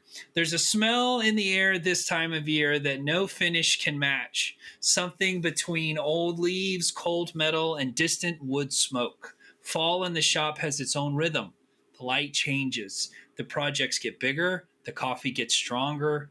And out there beyond the garage door, the trees are catching fire. Riots of red, oranges, and golds that turn hillsides into living canvases. This week, we're talking about the science, art, and woodworking beauty of autumn hardwoods. Why trees change color, what species blaze brightest, how that same biology ties to their lumber, and how fall weather changes the way we work with wood. So grab your flannel, sharpen your chisels, and let's talk about the time of year when trees show their true grain. All right? Okay, Playing some fall that, ambience Ross. for the I appreciate it. you guys. It's so perfect. Okay. All right. So every autumn, why trees change color? Let's talk about that real quick. So every autumn, hardwoods pull off one of nature's most intricate chemical stunts. As days shorten and nights cool, trees stop producing chlorophyll, the green pigment, right? That powers the photosynthesis. As chlorophyll fades, though, other pigments step into the spotlight, like carotenoids, which give yellows and oranges. Another one, which I won't mention, which creates reds and purples, and tannins, which deepen like the browns, right? Make the browns even deeper. So we have not discussed. This is going to be a very difficult quiz this week, so I would like to give both of you, in the Thanksgiving upcoming spirit, $2,000 to start with. Ooh. Okay? $2,000 to start with. The changing of the fall foliage, I know, in the Upper Peninsula of Michigan is so drastic that you can actually see it from the International Space Station. Oh, wow. Well, really? There you go. That was not in my trivia. That's very cool. Yeah. That's very cool. You get to see a lot of that if you go to Maker Camp. Yep. the trees start turning red, and it Yeah. looks like a Microsoft Office like background, I like look- a rolling hill of green and red trees. I look out It's my cool. my window each morning and see that, Colton. See, well, I don't. We don't really get seasons here. Oh. It's either just like dead and cold, or stupid hot. Yeah, and here either. muggy. No, So here either. it's just stupid hot wherever you guys are at. It's never dead and It's cold. not stupid hot. Dude, It's going to no, be we cold had a next day- week. the high was For like 2 days. 66 one day last week. Yes.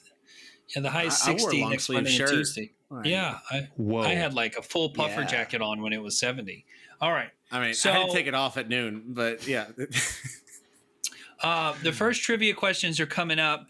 As tradition is, we're going to let you pick one amount to bid for each question, except for the last 2 bonus questions. And you either lose or gain that much money each question. Ross, how much would you like to bid this week per question? I'm gonna go with 500. All right. So Ross is 500, and you're going to be our scorekeeper since you're such a good Okay. mathematician. And what about you, Cholteaz? 2,000. You're going to bid 2,000 each question. You can go negative, right? You can go negative, yes. Okay, I think okay, we might good. have to change it Yeah. so you can only go negative a certain amount. All right. Now, you know what? It's fine. It's fine. Hey, What we should, it's worked the last 2 weeks. you know what we should do? This is what it we has should do. worked. Wait. Let's do this. So we will play just like you just said. But Ross, do you still have written down, or can you look up what the last scores were? The last And we scores will were do- 6301 for Colton to 2,999 What for about like the week before that? me. The week before that, So I you do that. have Hold them. on. I do. Okay. The week before that, I got it with the bonus. I think. So why Like the don't- last question? Why don't we do a yearly total now that we have a new, like, with the deep cut? Why don't we have a yearly total, right? Okay. And so you guys can play since it's always me asking the questions, and we'll see how many points or dollars you have at the end of the Give year. me just a second here. That's a good idea. So coming into this game, Colton is leading at 9301 to my Okay. to my 3599. Okay. Colton is leading, and yeah. Okay, so you get $2,000, right? So now Yes. you're at So 5,000. I'm at 5,599, and Colton is at 11,301. Okay, all right. So I'll let you keep track of that. I think it'll be more fun at the end of the year, and then I'll have to send you guys, whoever is the winner, a present or something like that. All right. Mhm. So I'd like to change my bid too. Do I have to like lock in? no, there was no lock in. So what would you like to change it to, Colton? It still has to I'm be gonna no change it more to than 1,000. 1,000. Okay, so Colton's I'm doing going a 1,000. grand. Well, that's easier for the math anyway. All right. Yeah. Okay, wonderful. So we'll start with Ross this week. And question number 1. Are you ready? Yep. All right. Which class of pigments, this is the one I skipped over, is responsible for the red and purple hues in autumn leaves? Is it the carotenoids, the anthocyanins, the xanthophylls, or the tannins? The xanthophylls. That is incorrect. It is the anthocyanins. They are a water-soluble pigment produced in response to bright light and cool nights, acting like sunscreen and antifreeze for the leaf. Pretty cool, right? All right. So question number 2 is for you, Colton. What environmental trigger primarily controls when trees begin to change color? Is it A, soil nutrients, B, rainfall changes, C, photoperiod or day length, or temperature? Oh, So what causes them to start changing? Oh, I'm gonna go. Oh shoot, I'm between hard. day length and. I'm going day length. That is correct. It is the photo period. Really? It is the photo period. The photo period. Shortening days signal trees to shut down chlorophyll production and prepare for dormancy. Awesome job. Okay, so next one, the Great Autumn Gallery. Not all trees put on the same show. Maple turns like a scarlet. Birches turn gold. Sweet gums look like fireworks. Each species paints its own color palette. The pigments we admire have deep taxonomic roots. So, for instance, Acer sacrum, the sugar maple, is the poster child for red-orange foliage. Quercus rubra, the northern red oak, leans rusty brown. Betula papyrifera, the paper birch, glows yellow like a lantern in the woods, right? So, question number 3 for Ross. Which North American tree produces the purest yellow fall foliage due to its high xanthophyll concentration? And it smells freaking amazing. Do I get I'm sorry. or? Is it the sugar maple, aspen, oak, or elm? I'm going to say the aspen. That is right. It is aspen. All right. Populus tremuloides, famous for Where its the luminous water gold flows leaves like that wine. shimmer like coins in the wind. I remember the first time I ever smelled aspens with my dad in Colorado and can remember it because I was a baby when we moved. And I was like, wow, like this is unbelievable. Okay, very good. So question number 4 for you, Colton. Which hardwood is known for displaying every fall color, red, orange, purple, and yellow on a single tree? This is the sweet gum, the birch, the beech, the chestnut.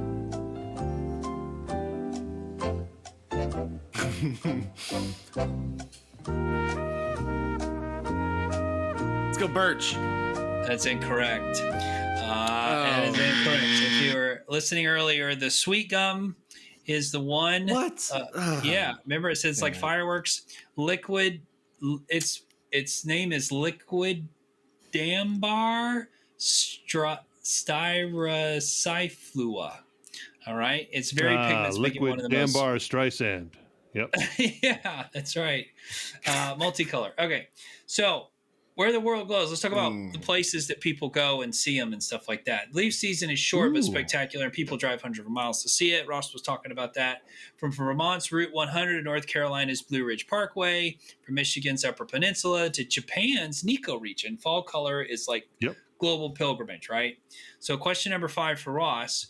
Which U.S. state is officially nicknamed the Granite State, but is more famous for its autumn foliage Pennsylvania. tourism? Is it Vermont, New Hampshire, Maine, or New York? Let's go with Vermont then. Incorrect. New Hampshire. New Hampshire, isn't it? Yeah. It is New Hampshire. I figured you would get that one. Its white mountains attract millions each fall for fiery weeks of color. All right, question number New 6 Hampshire. for Colton. New Hampshire. New Hampshire. Which pigment, this is going to kill me here, which pigment producing process is most intensified by bright sunny days followed by cool nights? We were talking about that earlier. Is it the chlorophyll synthesis, the anthocyanin production, the carotenoid storage, or the lignin breakdown? What was C? What was the keratin one? Carotenoid storage. Chlorophyll synthesis. Let's go with carotenoid storage. Incorrect. Oh no. It is the anthocyanin production. Those temperature swings make reds more vivid, especially in maples. Anthocyanin production. Right, because remember we talked, that's what causes the red and the purple. Okay, moving on. Leaf season is short. Okay, It's about but 3 spectacular. weeks. People drive hundreds of miles just to see it. Oh wait, we just read that one. There we go. Autumn doesn't just color trees; it changes the way we build. All right. Cooler, drier air means wood starts to lose moisture, shrinking slightly and tightening the joints. Glue takes longer to cure. Finishes level differently. Shop humidity can swing wildly. I know you know a lot about that, Colton, having to spray in that shop. So that crisp weather that we love can also throw your precision off. All right. So question for Ross. What is the ideal relative humidity for most wood shops to minimize seasonal wood movement? Is it 25 to 35%, 40 to 50, 55 to 65, or 70 to 80? I'm going to go with B, 40 to 50%. That is correct. That is correct. Matching average indoor conditions, right? So that's why it's so beneficial. Below that, the wood shrinks. Above it, it swells. All right, question 8 for Colton. Which type of adhesive cures faster in low humidity? Is it a polyurethane or a PVA, white glue? Polyurethane or PVA white glue, or epoxy or hide glue. In low humidity? Yes. Which adhesive? PVA, polyurethane, epoxy, or hide glue? Wait, polyurethane was the B? Yes. Sorry. Because you got I'm gonna go with polyurethane. polyurethane. Yep, that is correct. That is correct. Polyurethane cures faster in low humidity, which actually reacts with moisture. The drier the air, the slower it sets. All right, moving on. Behind the beauty, Ross, we're tied up, right? Yep. behind the beauty is taxonomy, the grand family of trees. Maples, genus Acer, oaks, quercus, birches, betula, ashes, fraxinus, poplars, populus make up all the all-star cast of deciduous fireworks. These hardwoods share traits: broad leaves, seasonal dormancy, closed cell vessel structure that gives their lumber strength and color. All right, this is like the nitty-gritty. So question number 9 for Ross. Which genus of trees includes both the sugar maple and the red maple? Is it quercus, Acer, betula, or ulmus? What was B? Acer? Betula? Oh, I'm sorry. Yeah, quercus, Acer, betula, ulmus. I gave you a hint earlier. You were listening. I'm going to go with patula, but it's probably wrong. Do you want to stick with that answer? I'm going to say yes. That's incorrect. The answer, as I just said, maples, the genus Acer. All the maples are the Acer. 130 different types of species worldwide. So question number 10.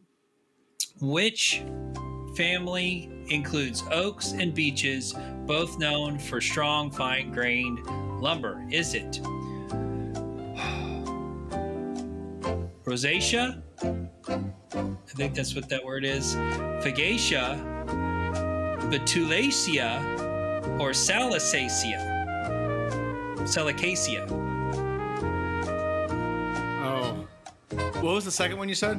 Oaks and beeches. Is it Rosacea, Fagacia, Betulacea?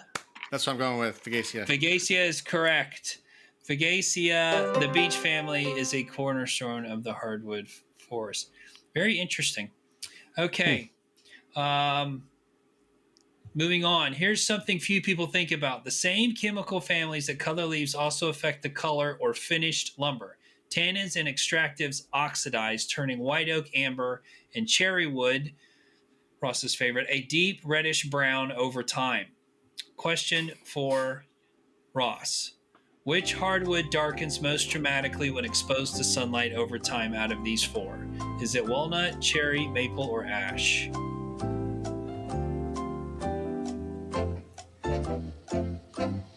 Are we talking untreated? Yes, probably.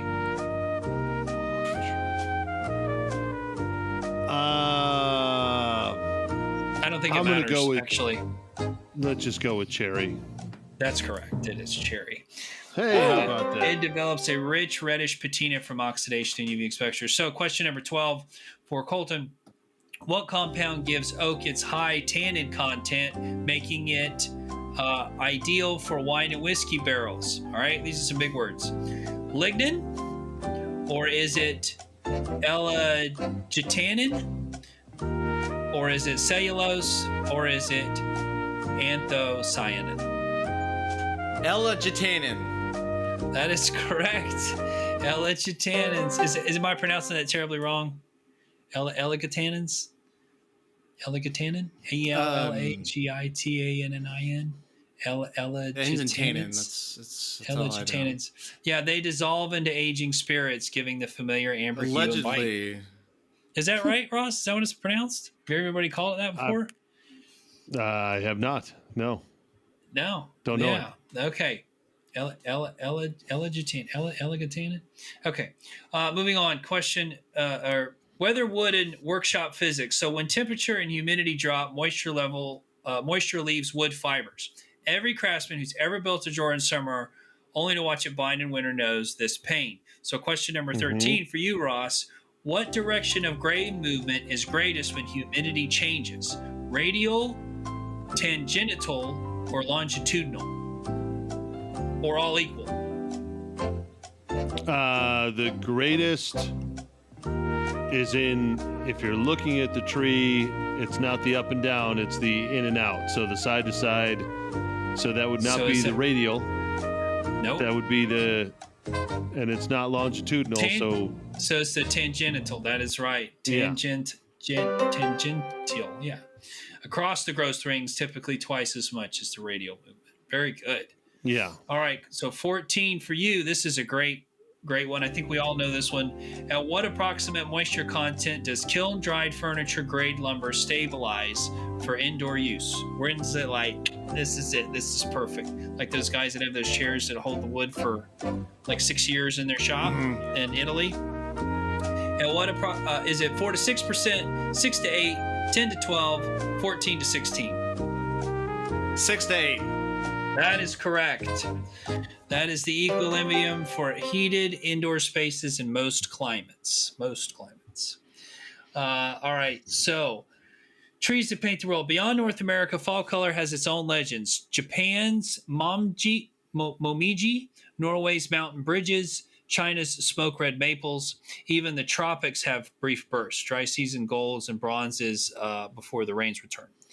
So, question 15 for Ross. Which Asian country's fall color viewing tradition is called Momi Jagari? I'm going to go with Japan. Maple hunting. That is right. It's Japan. I was going to say China or Korea or Thailand, but it's very racist. All right, Japan. Yeah. Autumn term rivals cherry blossom season there during that time, when mountainsides of crimson maples. And for you, Colton, which pigment dominates in ginkgo trees, giving them their uniform golden color each fall? Is it anthocyanin, carotene, tannin, or melanin? Carotene. Carotene. Ginkgos produce bright, clear yellow from beta carotene, the same pigment as carrots. Autumn is Great also vision on harvest. those trees. Yes, they have excellent vision. They have like 20/40 vision. 2010. All right. Yeah. Yeah. Is that or real? 40/40. Like, I always heard that too, that carrots make you see better. The beta carotene does help your eyesight. Yes. Right on. Autumn is also harvest season for timber. Colder weather slows sap flow, giving cleaner lumber with less moisture, ideal for felling and drying. So, Ross, which tree species is traditionally logged in winter to prevent sap staining fungi? Is it maple, pine, cypress, or beech? Let's go with maple. That's correct. Cold harvesting keeps its pale wood from turning gray or blue. I did not know that, by the way. I've never heard that before in my life. Okay, so Colton, question number 18. This is awesome. What's the ideal air drying rate for lumber to prevent checking and case hardening? Is it 2% moisture per week, 1% per week, 5% per day, or it doesn't matter at all?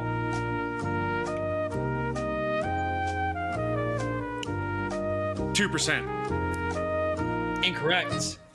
Incorrect. It's a little too fast. It's twice too fast. You ruined your wood. It is 1% per week. Slow, steady drying preserves internal balance and prevents surface cracks. Did you know that, Ross? I did not. I did know that over the course of, if you have a rough cut piece of lumber, you're looking to dry out to peak temperature about 1 inch per year. So if you have 3-inch thick slabs, you're waiting 3 years before those are ready to work with, before they're between at least 8 to 10%. Right. That's why, like, the whole kiln drying process, they can't do it when it's wet because it would just crack and check No, up they on gotta. You typically let those dry at least 6 months before you're putting them in the kiln. They have to get to like 15% or something, I think. Yeah, Like so they 12, get down 15%. to, I think it's like 30%, and then they can put really? it into the kiln and get it down to that 8 to 10. Wow. And then it goes in an air conditioned shop in Florida and goes back up to 12. Okay. Pigments.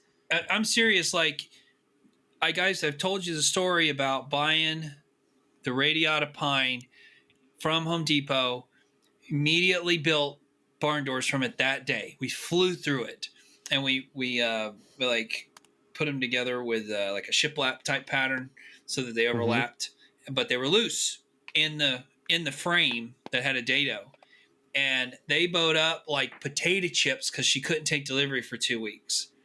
And I didn't notice it until I got out there and I set them on top of each other, and there was like 3 inches in between. I mean, I couldn't even close the doors. So we put them, because they'd been sitting in Home Depot, they'd been kiln dried, you know, like they were dry. And we put them in the shop, which was not dry. And they just soaked up all the humidity out of the air, even though they were painted. And then we put them in our house for 2 weeks, and they went back straight, which was interesting. The other thing you have to do if you're going to store them for a long time is paint the ends or seal the ends of those boards. Yes, that is a great thing.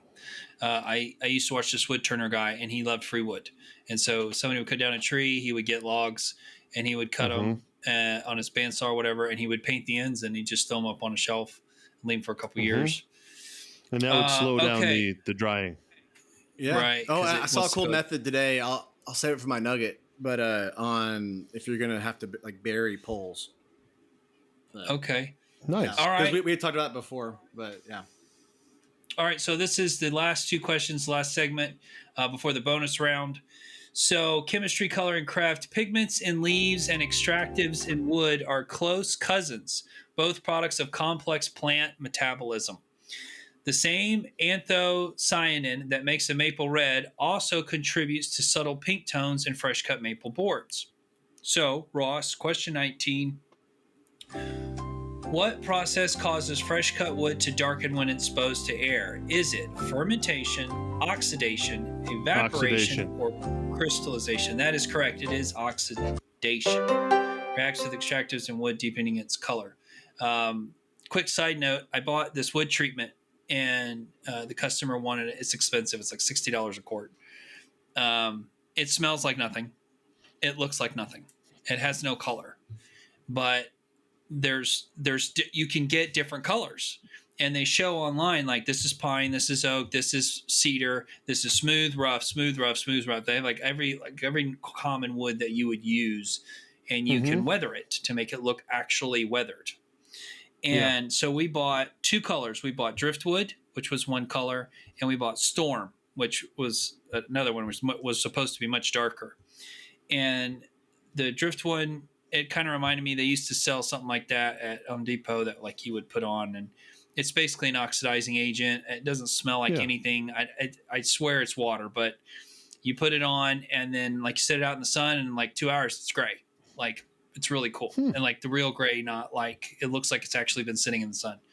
The storm one, on the other hand, turned it like charcoal gray, and in it was like little specks of rust. So it must have had iron oxide and some sort of other oxidizer in it. But like I'm stirring it, and I was like, is that like little pieces of rust in here?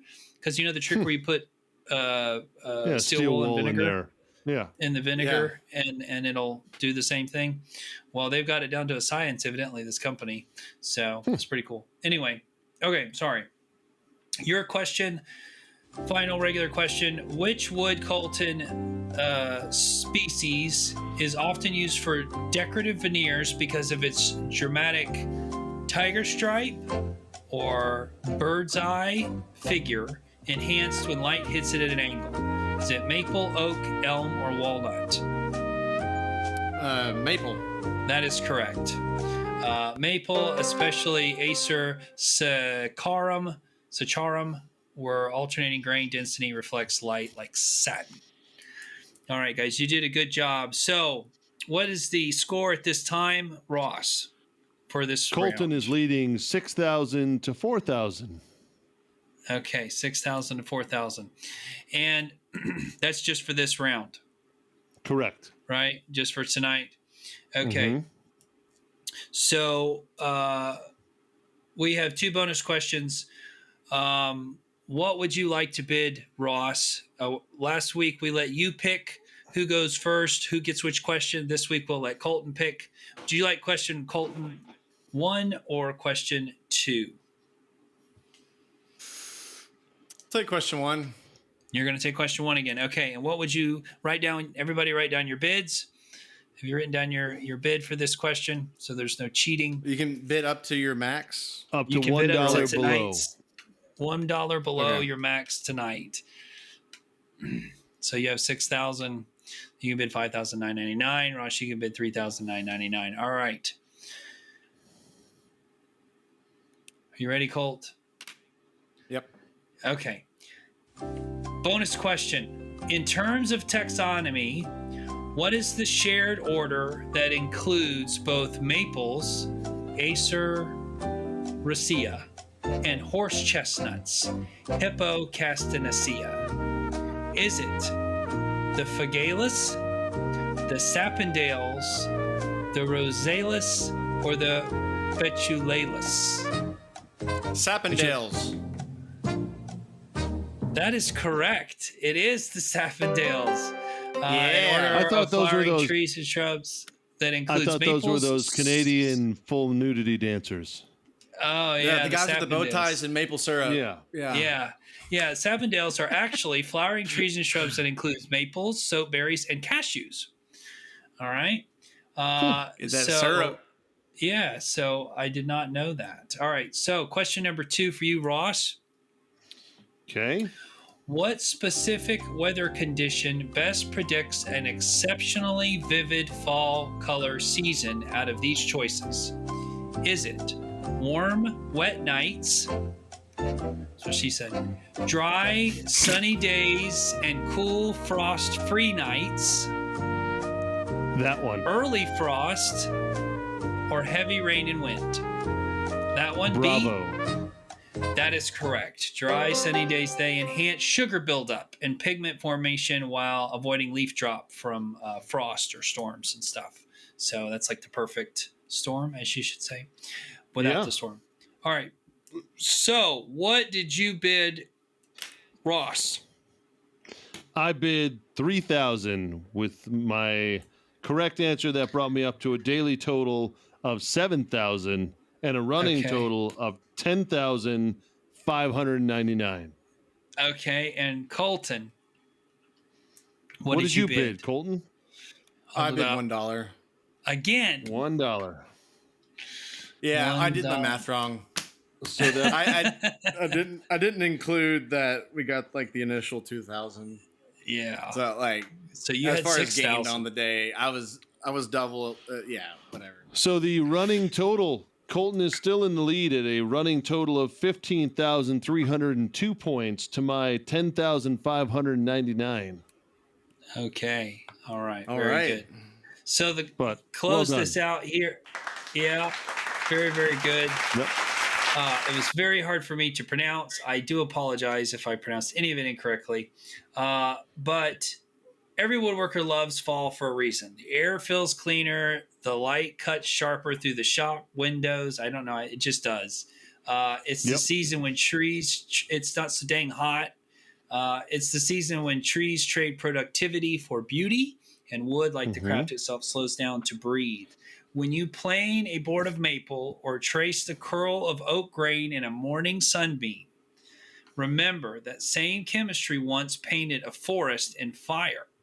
Nature only shows off for a few weeks. The rest of the year, she's quietly building the next masterpiece. So keep your tools sharp, your glue warm, and your eyes on the trees, because woodwork at its heart is just learning to listen to the seasons.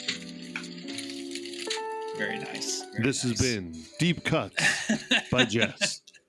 This is Deep Cuts by Jess Built It. All right. Well, I hope you guys enjoyed that. Yeah.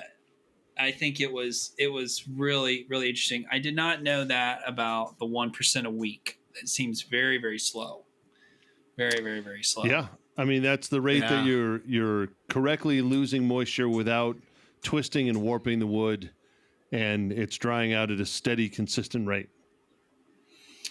All right. So yeah. You don't want it checking, because I've seen some really checked up mess. Where like I know people like, well, especially like sits in the sun and just tries to wait too fast.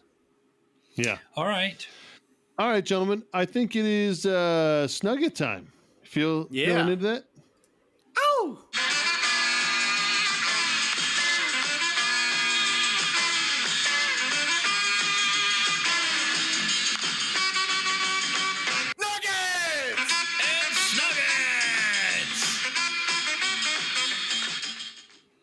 all right. I got a Snugget. Do it. So, if you go on Amazon, I'm always like, I'm a tool guy, right? I love little tools and all this other stuff. I ordered this little square, I guess you call it a square, from there. And I've been looking at it for like forever. And it was $10. It was $9.99. But it was like I had this order where I forgot to order these hinges for this lady. And so like it was next day if I spent like another $5 or whatever, right? Or same day actually. So I was like, all right, well, let me find something that I don't need. So I was like, I'm finally going to buy this thing. It's only about this big. And this big, to those that are listening, is about 3 inches by 3 inches or 4 by 4? Yes, I would say, well, it's 5.5 by 3.5. Okay. And basically it's an L square on one side, and it is like almost like a speed square, and then it goes back down to another square. But they go, I don't know if I can do this. They go like this. I have actually seen this tool. So if you're working on a 4x4 post, you'd be able to do multiple things with that. Well, my thing is you know how I always talk about hold it up and mark it? Like when you're holding up a piece of like say a trim for a cabinet, particularly today, and you make that mark, you're making that mark like on the front, on the face but you know how like when you go to chop saw, you're going to bring your blade down. And normally you'd have to take a square and you'd have to put it on there and draw that line up and then set it to the top and then draw that line. This connects all of it all at one time, and you've got and it's like tiny. It's this tiny little thing, you just like stick it in your pouch. I love it. I think it's one of those tools. I'm like, why didn't I just buy one of these? And they make them in different sizes too. They make them larger, I guess, for people working with larger beams and stuff. But it's like 2 squares in one, and it's great for transferring marks from the side to the top without having to move your square twice. Which also reduces mistakes, like the difference in thicknesses and pencil lines. Yeah. So anyway, it's called the 3D multi-angle measuring ruler. So there's a bunch of them. There's a bunch of companies that make them. It's a 45 and 90 degree like aluminum alloy square. 3D multi-angle measuring ruler. Oh yeah. I'm seeing it. Yeah, it's so cool. It's like so simple. All the brands are trying to act like woodpecker and make them red. Yeah, that is correct. I prefer mine the in one blue. that I bought. Yeah, I like the black ones. I have some of the like knockoff ones in black, but this one was on sale, so that's why I got it. Anyway, there you go. Here's a $7 one on TikTok Shop. Yeah, I should probably get them on Temu too. They're about $2 on Temu. I've seen them on there. Yeah, but I mean, then what's the shipping, and then But anyway, it came perfectly square, and you have to put it together, and it was like perfect. So I really like it. Awesome. That is a nice tool. I need to get one of those. Colton, what do Do you got? not put it in your back pocket and sit down, by the way, because it sticks out, and I almost had myself in the butt cheek like severely today with it. So put it in your tool pouch. Oh man. Okay, so I got a snipe and a nugget today. Dude, snipe. I got thumb diddled by Priceline and New Car Rental. So NU Car Rental. Like on my Arizona trip. Oh yeah, we talked about this. Yeah. Yeah. I already talked about the hotel and stuff. Yeah. Okay. Did I talk about the rental car? Yeah. And The I had fees? tons of Crap. fees at the end. My bad. Yeah. I've slept a little bit since then. Okay. Well, doubled up on the snipe. Okay, so for nugget though, remember I was talking about they're knocking down a ton of really tall, straight pine trees across the road from us, right? Yep. And I really wanted to get some. I was looking at trying to use that lumber, right? And I saw a guy today on the YouTubes do it a cool way, and pretty much in line with like what y'all had said when we discussed this a handful of episodes ago. Yeah. But yeah, so he made like a giant pole. I think he was building some sort of structure where he probably had like maybe a 10 by 10 pole. Yeah. Like he cut it with his mill, right? And then first thing he did was for the half that's going in the ground, he took out his big torch, like Yep. big propane, like flamethrower, and torched the hell out of it and went up. Did he remove the from- bark? Yeah, well, it already went through the Oh, the mill. mill. Okay. yeah. Yeah. So it's square at this point. Yeah, no bark. He did chip off of like after he had burned it, some of the edge pieces got a little weak, and so he pulled off some corners and then like recharred it. But yeah, he charred the hell out of the bottom, and then he had a mixture. He was very specific about it. I'm gonna try to remember it. I think it was like 2 gallons of burnt motor oil, 1 gallon of diesel, and then he did I don't know how much, but boiled linseed oil. And then he even put his stain in there too to darken it up a little extra, and all into one mixture, and painted the pole, even the burnt part, with that. And he had painted his house with that. Like his house was all like wood exterior. He's like in the woods, and yeah, his house. I think it was his house. It could have been a barn, but like wood siding. Yeah. And he had painted the side of that with it, and it looked really good. In the video at that point, it was at least a year and a half old, I believe, and really preserved the wood. Which he was saying he got pretty nervous whenever like putting fuel on your house, right? Yeah. Like until it dries, like Yeah, that's thing could be terrifying. a big candle, but yeah, I don't know. What y'all think about that? So So, I have a I kind of friend. want to try it. Well, I have a friend that is from Mexico, and in Mexico, they use motor oil, and paint their fences with it. And he said the fences like last forever because of the carbon in there and a million other things. It seals it, and terrible for the environment if you spill it on the ground. But he's like, over there, that's what a lot of people do. And he said it preserves, makes the fence look like new. And then he's like, they just like never wear it because that oil kind of hardens over time anyway, and it keeps the bugs away. So it makes me wonder, like, doing the burnt oil and the diesel, like, is the diesel helping it soak in deeper? You think, like, loosening Probably it up a thinning little it bit, out. Yeah. like, yeah, allowing it to soak in deeper, and then the oil too. I thought that was interesting. Like, Burnt oil will heal wounds on animals. Like it's like the carbon in it. yeah, So I understand the Soshigiban aspect where you seal up the lumber by burning it and burning that top layer, and therefore nothing moisture wise is going to get in there. It then creates a longevity for the wood naturally. I've never heard of or used the oil, like motor oil, obviously tongue oil, linseed oil, totally get it. But I would assume the motor oil would just be a heavier duty version of that. I would be terrified on my house to have that be the outside. I don't mind until it kind of I dries don't out. mind the boiled linseed oil and the burnt motor oil, but I don't like the diesel part of it. But diesel's really just, it's not very flammable anyway, honestly, because diesel, I'd like, be more it doesn't worried burn though, like like gas. by the time it's thinned out like that and stretched across lumber, you have a lot more vapors. So the first couple Could be. days are going to be a lot more smelly and Well, I mean, dangerous. the whole thermally modified wood and deck boards and stuff, that's the whole thing. It crystallizes the know. sugars. And bugs don't Yeah. get in it and everything. And that's basically what Shishigibon is. It's just more scientifically done. But Yeah. man, they've Right. been doing some weird stuff for a long time Yeah. in countries where they And don't it's have lasted. money.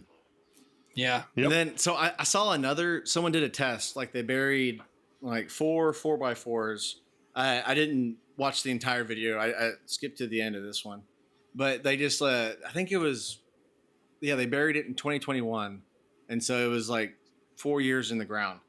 Okay. And I guess depending when he made the video, I think it was pretty new though. Were these pressure treated 4x4s or untreated? No, all different. They're all different. And the pressure treated one was by far the best result. He didn't have one Shishigibond though, and which makes me wonder about that. But yeah, the pressure treated one was by far the best. And I was like, dang it, because this fence I'm wanting to build, I'm like, should I just buck up and spend $11 a board or Yes. $11 per Yes. shoot? Yes, you should. I've put in a lot of But fences I was and I've also- torn out a lot of fences. Don't use landscaping timbers. Don't do that stupid trick because those all rot. Just buy pressure treated 4x4s. It's very simple. Right. You'll never, ever, Well, also, ever I have was to worry wondering- about it. Would there be an advantage if I were to cut these thicker? Like, say I do get a mill, No. like maybe do a 5x5 or an 8x8, like just like a humongous fence. The only Like- thing that I could say that would last longer than the pressure treated is going to be used railroad timbers, but those are not fun to work with at all. No, They're that's going to dangerous. last for forever, but they are so full of chemicals you don't want to do it. I wonder Pressure if treated. putting those into the ground, right? Bad. Like This if creates that a- would be bad for Yes. It's not good for some of your the stuff around. groundwater and everything else. You don't want to cut them. Yeah, I wouldn't want my kid or like Charlie climbing on Yeah. that either. Pressure treated 4x4s. I put up fences 8 or 10 years ago here, and they're still there. And it's Yeah. because I put them in concrete. Now, I will say, not to take over here, but the new foam thing that people are doing, Yeah. instead of that, I saw a guy test it, and I'm like, there's no way. Like, the concrete is the bomb. Like, it's always been concrete. This guy, there was no difference. The dirt The moved. expansion foam. Yeah. The dirt moved before the foam. I've not seen moved. that. Yeah, they So just pour foam basically- in it. Yeah, expansion foam, and it expands into the cavity. The only difference is you can't have just a straight post like you would normally. You gotta have some space. You almost have- Yeah. You almost have to carve it out like a bell shape, if you will. So there's more space at the bottom rather than at the top, so that as the ground wants to push it up, it can't just pop it right out. There's like resistance because there's more ground around the top. Yeah, you need How some would you space. do that? Like, just angle your Yeah, all the way Yes. around. bigger? Yeah. Yeah, well, in Houston, Hmm. he probably doesn't have to worry about it too much because it doesn't freeze there. The ground doesn't Oh, freeze. yeah. That's more of like the ground freezing kind of thing. Like Florida and the South, we Oh. don't have to worry about that too much. But when We you do. do the foam, yes, you do. It'll pop anything out.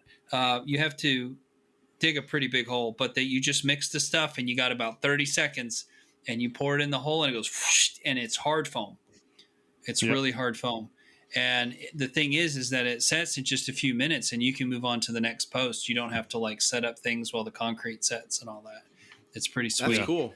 Very expensive. Wait, though. so you spray foam, then you enter your pole? No, or no, do no. you You have put to your then pole spray in the foam there, around and it? you got somebody holding it straight. You got a guy holding it, and then you mix the two chemicals in the bucket, spin it up real quick, and then you just pour it in the hole. and then in about 10 seconds it goes and it fills it up, and it's like hard. It's like hard foam. Yeah. And I see That's that. wild. I see that for a lot of reasons. One, it keeps the moisture off the post, which is the problem with concrete. Well, I was going to ask, is it porous? Like it's not. It is doesn't somewhat breathe porous, water at all. but not as porous as concrete. And it's also fast. Like there's no wait time. Like you can set posts like every 5 on minutes. installation, there's no comparison. Yeah, you don't have a wheelbarrow. Yeah. Yeah. Well, I've never mixed the concrete and poured it in. I've always just sprayed water and poured the concrete in at the same time, the dry mix, and just kind of shake it around and then just poke it with a stick. It gets hard eventually. It does just fine. Yep. I'm going to squeeze in my my nugget real quick, and it is simply, if you are working in your shop, always try and work smarter and not harder. Think of safety first more than anything else. As I had to move this massive butcher block and I was on my own, the safest way I could do it was using something that I knew was built to be able to lift something very, very heavy safely. So try and think of what is going to be the safest, most economical way for you to be able to do the work and keep yourself as safe as possible. So, yeah. Right on. Very important. Okay, so once again, to all of our listeners out there, next week we will have a guest. So be sure to tune in next week as well. But in the meantime, check out our Patreon, or if you have any suggestions for the show, hit us up at beataroundthebench@gmail.com or shoot us an Instagram message. We love talking to people. So Send us your F-ups too. that's right. We would love to hear some We more need of some more F-up section. how much you guys mess things up. In the meantime, be sure to hit that like and subscribe button wherever you're listening to this podcast. Thank you very much for tuning in this week. We hope you enjoyed every second of this episode. If you didn't, please send all your complaints to our legal representation from across the pond at Welch, Summers, and Ackroyd Legal Partners, where their last piece of dictation from court said, "A falling star fell from your heart and landed in my eyes. I screamed aloud as it tore through them, and now it's left me blind." And I think they captured the story of Stevie Wonder perfectly. For Jess, Colton, and Ross, this has been the Beat Around the Bench podcast, and we will catch you all next time. See ya.